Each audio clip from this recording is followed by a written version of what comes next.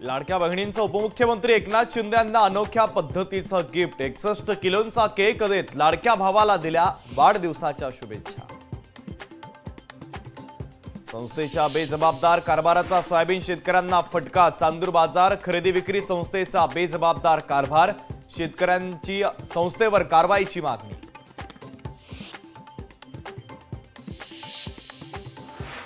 Railway प्रशासनाच्या वतीने फुकट्या प्रवाशांवर कारवाई करण्यासाठी विशेष पथकांची नेमणूक, तर प्रवास करणाऱ्या 54,000 प्रवाशांकडून दंड वसूल।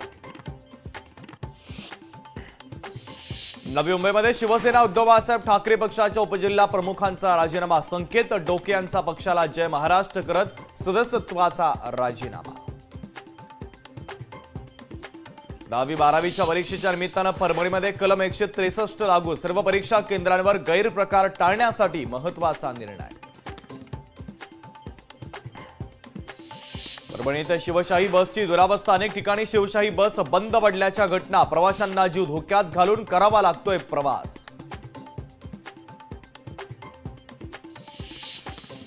बाबा आमटे यांच्या आनंदवन प्रकल्पाला 75 वर्ष पूर्ण। चंद्रपूरमध्ये 2 दिवसीय आनंदवन मित्र मेळ्याचं आयोजन, तर यामध्ये अनेक कार्यक्रमांचं आयोजन। वाशिम जिल्ह्यातील रिसोड आणि वाशिम कृषी उत्पन्न बाजार समित्यांमध्ये हळदीची खरेदी सुरू। मात्र रिसोड बाजार समितीच्या तुलनेत वाशिम बाजारामध्ये हळदीला कमी दर मिळत असल्यानं शेतकऱ्यांची चिंता वाढली। वाशिममध्ये बदलत्या वातावरणामुळे गहू पिकांवर अळीसह रोगांचा प्रादुर्भाव, यासाठी शेतकऱ्यांच्या वतीने कीटकनाशकांची फवारणी। बळीराजाची चिंता मात्र वाढली।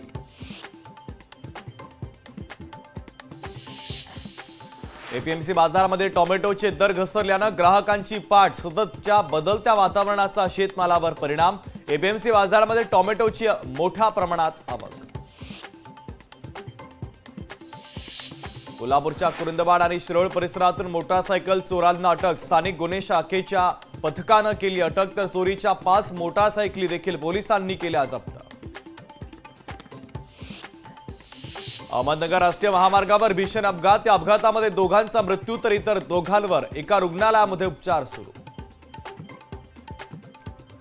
समृद्धी महामार्गावर कारची वाहनाला जोराची धडक। अपघातामध्ये 5 प्रवासी गंभीर जखमी। जखमींवर रुग्णालयामध्ये उपचार सुरू।